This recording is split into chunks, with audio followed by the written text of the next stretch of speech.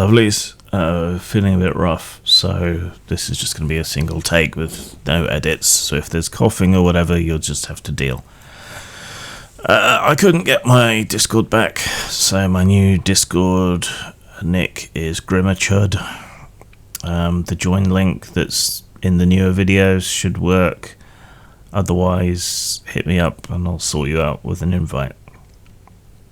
Yeah, so I wasn't very well at all last night, on the verge of having to make a trip to A&E, which is ER. For those of you who do not have the good fortune to be born British, I feel as rough as toast. Basically, my blood pressure spiked at over 170 and fortunately then dropped, meaning I didn't have to go into the hospital, so that's good. Hopefully I'll be still able to perform my duties tonight on the Weekend Geek with T-Shirted Historian over on his channel of the same name, and hopefully I'll be feeling up to running Maelstrom tomorrow over on Grimstreams. Maybe I should have warned you about ums and ers rather than coughing, I don't know. My game run-in is starting to come together. The main system and so on needs some revisions, and I need T-Shirt to finish writing what he was going to write for me. I may have to do a crowdfunder for it, which could delay the release, or I might have to resort to AI art to some degree to complete it to my satisfaction. We'll have to see. I don't particularly feel like doing a crowdfunder at the moment, but yeah, you needs must. Can I open something a little bit different here? A review came in for one of my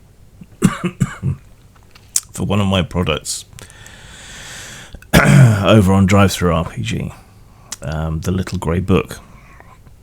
The Little Grey Book is one of my very few explicitly political works, but it's more of a general sort of commentary on this social media panopticon that we have built for ourselves, where everyone's constantly watching everybody else, looking for the slightest mistake or the slightest reason to go at them.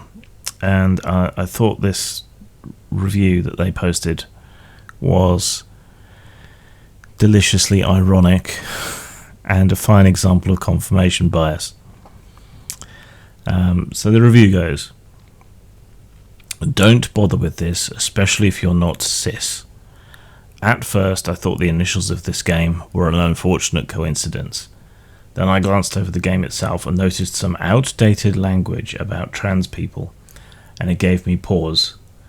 But again, could be an innocent explanation. It wasn't until I read further that it dawned on me that I was reading anti-trans propaganda. If we have to stop defining male and female by biology, then these people are forcing us into a dystopia where there are no defining differences between people.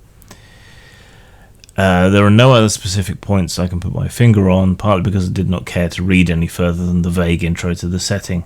But those three things being together is not a coincidence, or if it is, it's a wild one, and the publishers need to make some serious changes. So yeah, deleted it from my downloads and my library, and won't be interested in anything this publisher produces in the future. For those not in the know, the LGB Alliance is a seriously transphobic activist group, also known as LGB without the T, whose intention is to force trans and non-binary people out of queer spaces." So hopefully the irony there doesn't need to be pointed out, but in the vague chance that it does, the Little Grey Book is about people seeking any reason to be upset and to condemn someone. And what this person has done is read some of the material. It's only a fucking pamphlet, for God's sake, and has immediately leapt to the conclusion that they prefer to leap to, thereby justifying the entire point and existence of the game. in the first place. So that's kind of funny. I would also note that this was published in, I think, 2010, maybe 2011, long before the current trans panic, and transgenderism was absolutely nowhere in my considerations in that book at all whatsoever, really. So, yeah, I don't know. I just found it amusing, but we English do like our irony. On the video, Fox in the Hen House, about Daniel Fox, who I am going to have a private chat with at some point. So that won't be publicly available, but yeah, give the guy a chance, I guess. It's what I'd want extended to me. Commander Relton Poole says, as I said a while ago, you and I are the same age and had very similar experiences growing up. I got beaten up quite badly during the Satanic Panic, and I knew someone who got brain damage after he was bashed one night for wearing black nail polish. I'm a big L libertarian, and I'd say that the experience above definitely influenced my unwavering stance on liberty. You want to stay inside to protect yourself from a virus? Please go ahead. If you're my neighbour, I'll drop your shopping at the end of your drive for you. Don't tell me what to do, though. Not directed at you, that's directed at the authorities. Peace out, homie. Vive la différence. That's come up a couple of other places. DM James, I think, did a video response to I think this same video, and saying he's open for a chat. I might take him up on it, but the way he replied to the video makes me think that I would just be dealing with a gish gallop the whole time, and it's impossible to prepare for everything that someone might bring up, however spurious, and that can make your counter arguments seem weak, because it's much easier to spout stuff than it is to debunk stuff. So I don't know, maybe if we steer clear of the COVID topic and stick to politics or something, that might be better. However, I will say here that some people seem very confused as to why an anarchist would have been pro the various medical interventions and so on that went on around COVID. And they see those interventions as statist, whereas I see medical interventions as the intervention of expertise and the necessities of reality, and the state being suborned to the necessities of reality. All right, I don't see things like lockdowns or vaccinations or whatever else as the state acting in an authoritarian manner per se. Rather, it's the circumstances that have forced the state to act. If you look particularly at the US and the UK, the state, in the form of the orange shit gibbon and the blonde shit gibbon, they were against doing the necessary medical measures, and as a result dragged their feet, and as a result a whole bunch of people died. And like, it's on the surface, I respect the sentiment expressed here. Don't tell me what to do. But the trouble is that disease doesn't only affect you, it affects other people that you come into contact with. All right, and the harm principle is considered to be, the justification for interfering in someone else's liberty to prevent them causing harm, and by harm I mean real physical, actual harm, and spreading a deadly disease definitely rises to the level of harm. So it's not just a personal choice, it affects other people, it affects the community, it affects the people around you. So it is not purely a harmless personal choice, not to get vaccinated or not to lock down or whatever else that hurts other people. So that's the difference there. I don't think it's that hard to grasp. The right to swing your fist ends at the tip of my nose, right? But by wandering around spreading the disease, you're punching a lot of people in the nose, or at least potentially doing so. Dave Morris, yes, the Dave Morris, says, I was once consulting on an RPG with a 16th century Japanese setting, and the publisher's light bulb moment was to say they needed to hire an American who happened to have a Chinese surname as the lead designer. Now, it's not impossible that guy was the best authority on 16th century Japan, but I suspect that wasn't the case, not least as his main interest seemed to be Chambara. If we're only allowed to write about the culture we're actually brought up in, then pretty much all historical game settings would be ruled out for everyone. The past is, after all, another country. So, even if you have British ancestry, and some minute speck of Celtic or Pictish or whatever in the blood, it doesn't instantly make you an expert. You'd have to study. And people from outside Britain could study those same things and be more of an expert than someone who just happened to hit the geographical lottery and be born here. The whole premise is deeply racist. This is blood and soil stuff, and it can fuck off, quite frankly.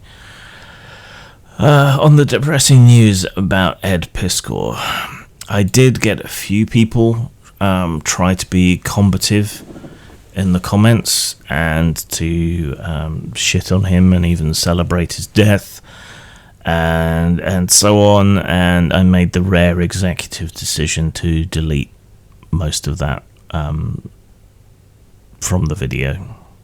I don't do that lightly, but as someone with suicidal depression, I didn't want to have to read that. And I don't think anyone coming together to discuss and be upset over what happened to Ed particularly wanted to be there to see that either. So, there's plenty of other venues if you want to shit on the dead guy. Not that I think venerating people just because they've died is a particularly good thing either, but this was just, they added nothing of value. FatCat3211 says, he could have recovered. People have done much worse than Ed and are doing well today. Such a waste. But plenty of other people haven't. And while people might be a big deal in the comics space, right, unless you're Stan Lee, and to a lesser extent, Bob Kane or something, people outside comics don't know who you are. And comics are a small and shrinking space. So your fame doesn't necessarily help you there at all. And there are people who have been quote unquote exonerated.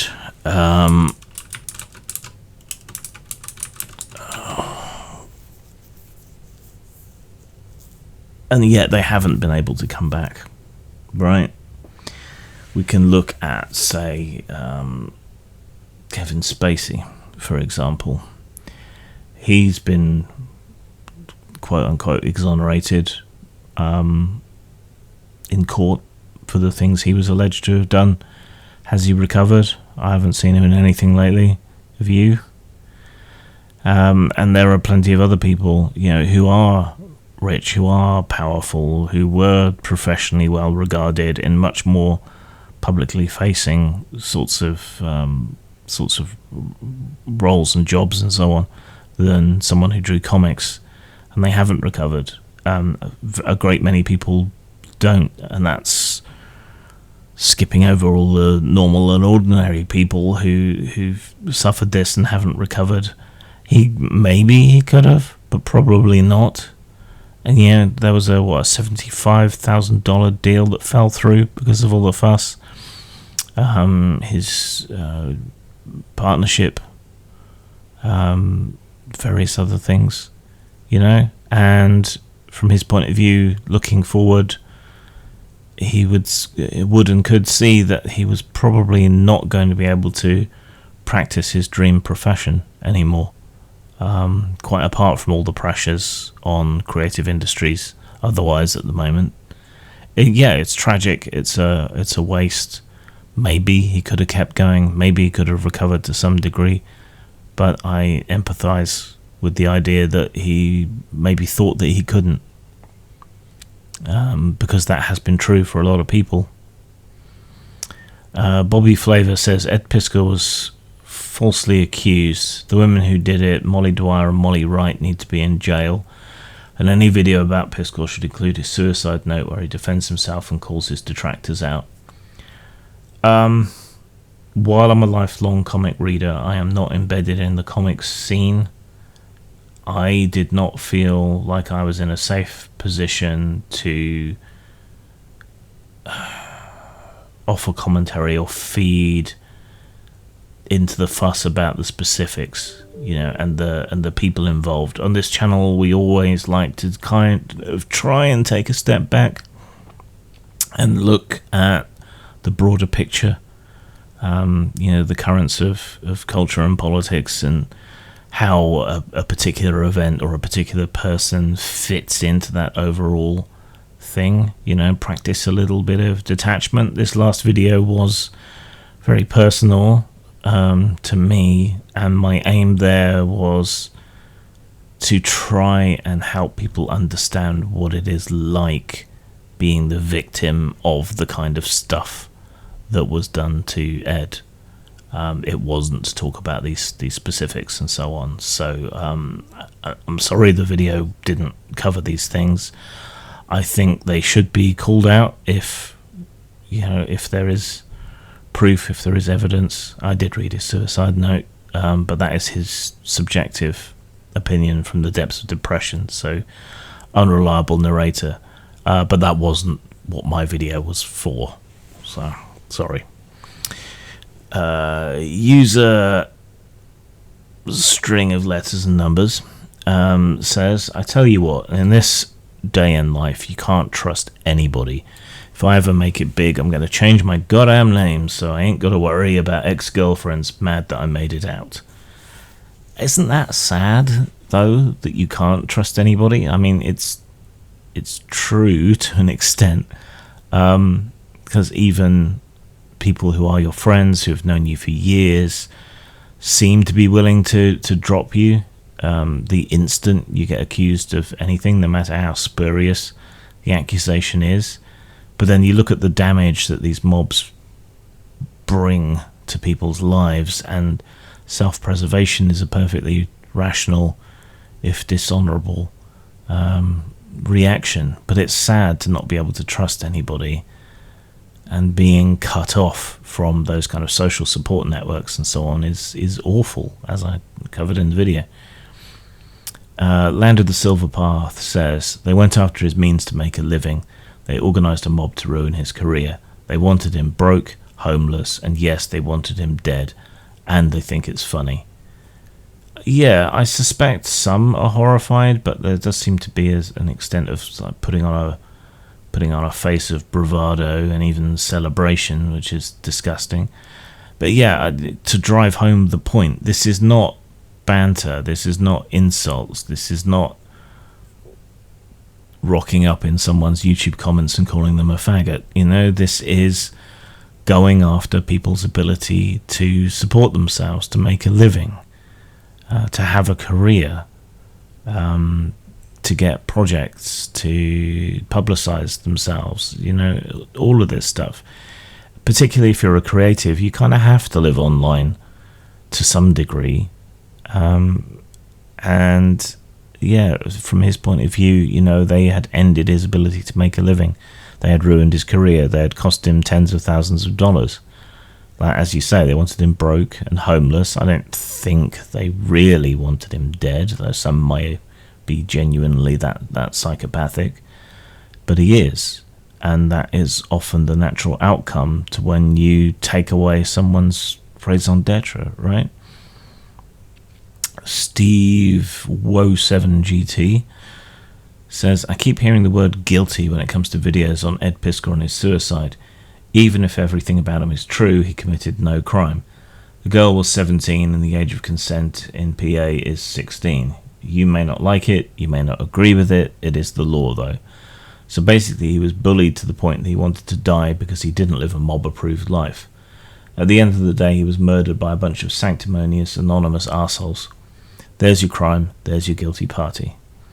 Yeah, I agree, but I think certainly when I brought up the term, it's because, even if he was guilty of being inappropriate at a distance and all the rest of it, that doesn't deserve an internet death sentence or a real world death sentence. I was reminded of what was done to Warren Ellis, who still hasn't recovered, right? And he was a far bigger name than Ed Piskel, and is, thankfully, still a bigger name than Ed Piskel. But yeah, he committed no crime. I didn't want to get entangled in that because what the discourse is like online around that sort of thing. And it's the right that loses their minds. Of course, I'm in the UK, which has an age of consent of 16. Inappropriate but not illegal would be the word that came to mind. But it's so subjective. But when it comes to online discourse, particularly in America, if someone's 1 femtosecond short of 18, somehow it's paedophilia, and then 1 femtosecond later, it's not. And even then, they will still call it grooming if there's an age gap or whatever else. I didn't want to get embroiled in that, but then you've made me say stuff which someone's going to pick a fight over. You bastard. Boris, 1932, says, I can tell how hard this was for you to do. Thanks for talking about it anyway. I'm a pretty avid viewer of cartoonist kayfabe.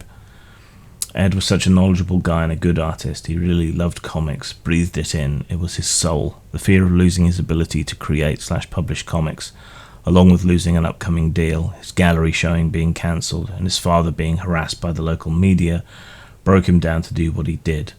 I'm an artist myself, and losing one's ability to do what you love and also make your living from is a great gift. To have it taken away would be so heartbreaking.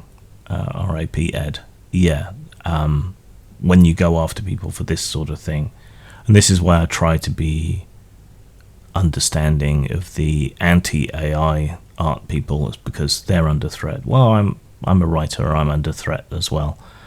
I'm viewing it more as a tool, but plenty of people certainly see it as a threat. And in past ages, people have thrown clogs into machines and so on. So yeah, people react badly when their reason to exist is attacked, and that's what happened with Ed, albeit under very different circumstances. Super Shmoo says, strangely, every single video at the beginning of Ed's problems slamming him were not lefty channels. Those were relegated to articles and Twitter. Those same right-wingers were actively looking to cancel him on Twitter. Eddie got it nice and good from both sides. The left doesn't care, and now the right side that did it are reimagining what happened as if they did. As if they did not call to action to cancel him, since he never mentioned their prominent figures on his YouTube channel. Go figure. Yeah, there's a lot of hypocrisy going on here, but like I said, the discourse around age of consent and so on is insane and ludicrous. Everyone's a groomer, apparently. So yeah, that's clearly a problem, and certain people are kind of washing themselves clean in their attempt to elevate Ed as some sort of banner figure for them, and that's just as disgusting as the people that went after him for other reasons. Octosalius 5785 says, I really dislike the cynical response some have had of, well, I have no control over what he did to himself. Like, you crushed a 75k deal with chopped up out of context texts. What do you think will happen? Not like as a side effect, the accuser criticizes this deal specifically. It's clearly the consequence you wanted. No due process, no investigation. Right, and that's another problem I want to drive home from the commentary I made on that video, right? There is no recourse. You can be proven not guilty, or at least proven innocent, or at least not found guilty in the courts, and it makes no difference whatsoever. There is no due process here. There is no right of reply, because that's platforming someone who's problematic.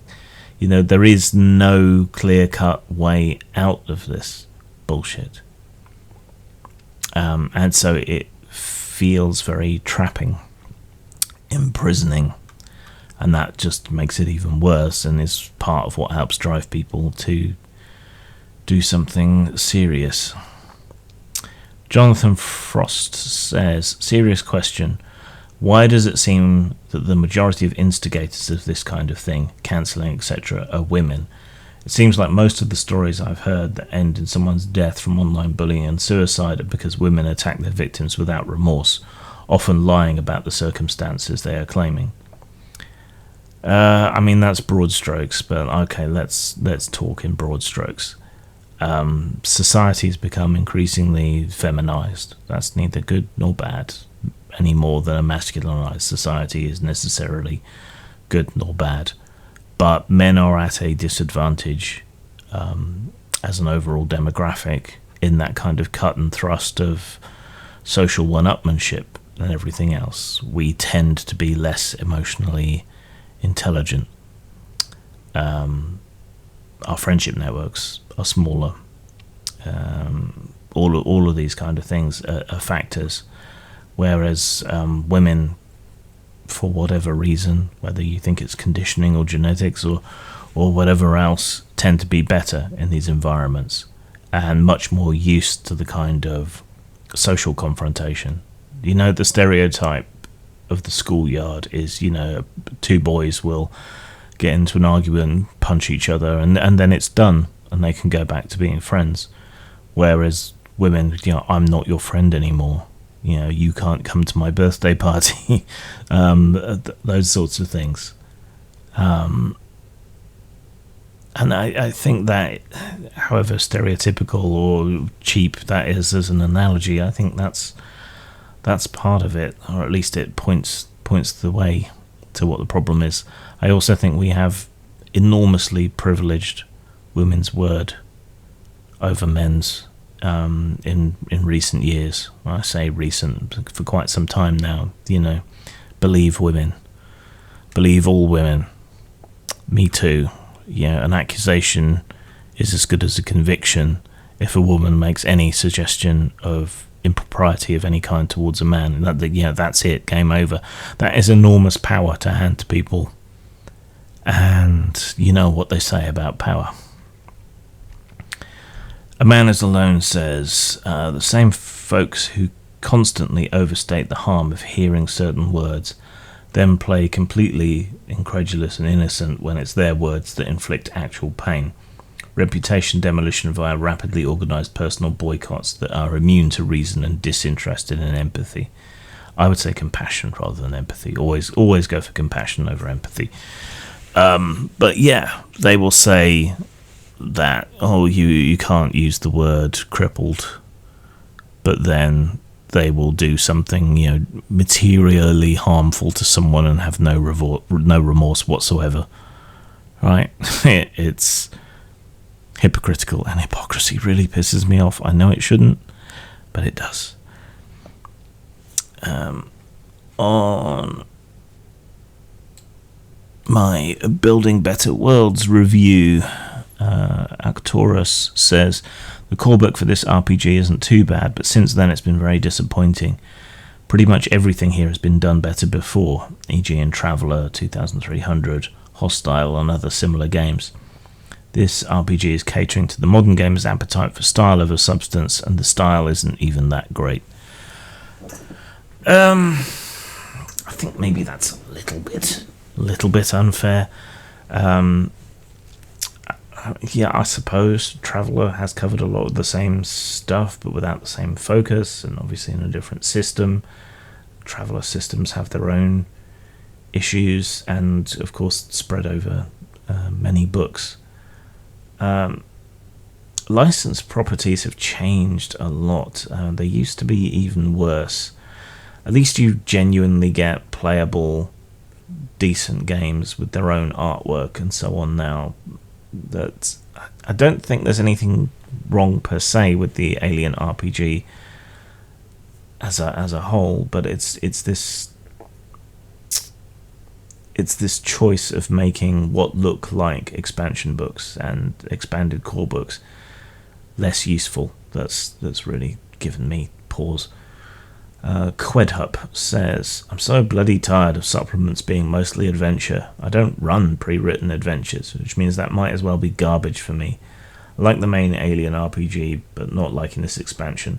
I've seen this type of expansion done far better. Thanks for a good review. So yeah, Quedhup's backing me up there. Alright, we left Kalergi to the end because it never stops. Scott Brown says, a paid Jew bot displaying Loxism. Well, you know, kind of tipped your hand there with the anti-Semitism, though humorously, Loxism is a disparaging way to describe racism against Jews. So, why are these people so stupid? Only One King of Sing says, when discussing the plan and its reality or not, I don't have to show anything if you open your eyes and go to places like Slough, London, Leicester, Reading, Birmingham, Bradford, etc. Go to Calais and watch the boats arriving day after day, and you will understand that the plan is in full force. It's not a conspiracy theory anymore, it's happening. White people will be a minority in their own country soon, like Leicester, now only 45% white. Leicester is still majority British. I also think they've been a bit selective in saying 45% white because they mean 45% white British, whereas there are quite a lot of non-British white people, which I'm sure you would be perfectly happy about. Fuck these people. Most of the places that they talk about are still majority white, and the country as a whole is still overwhelmingly majority white. But the main problem here is that, and I spend or have spent a considerable amount of time in London and Reading and Birmingham at one point. But yeah, the main point here is it's got it backwards, right? He is looking at the world, or what he thinks is happening in the world, and saying that must mean that this plan exists. Right? But the conspiracy theory is that the plan exists within Kalergi's book, Practical Idealism. So to prove that, you're going to have to show the plan in the book, which I'm confident that you can't do because I have read the book and no such plan exists within the book. But this is also otherwise backwards. I mean, suppose I was to say that televisions are made by pixies, and then I went around ranting that of course it's happening. There are TVs in every house. How do you think they got there? Yeah, it's obvious if you look at all these televisions that pixies create them. You know, that is the same line of what we shall laughingly refer to as thought going on here. It's completely back-asswards. John Browning says, yeah, just most cities in Europe are majority non-white, and it's growing, nothing to see. So stupid, well, doesn't matter, liberalism is really dying, and now they are, is what he meant to type, but he typed there with brackets around it, so he meant Jews, are bringing in more and more anti-Semitism laws. I mean, how you can say that, you know, everyone's kind of fine with Judaism and Israel, given the current situation, that requires some blinders, I think. And most cities aren't majority non-white, and it wouldn't really matter if they were anyway. If you just look at, you know, nativeness, which is what's more important to culture, I suppose. People who are British, for example, you know, there are black and Asian British people, but they're still British. Yeah, they're not sending their best to argue, are they? Zang. I don't often make explicitly political games, but The Little Grey Book is one of them. It's a parable about this social media panopticon we've all made, where everyone is always watching each other for anyone who steps out of line in any way. And The Little Grey Book is about the inescapability of upsetting someone. It's a one-trick pony, but it's a good one-trick pony. Available at DriveThruRPG and post-mort.com.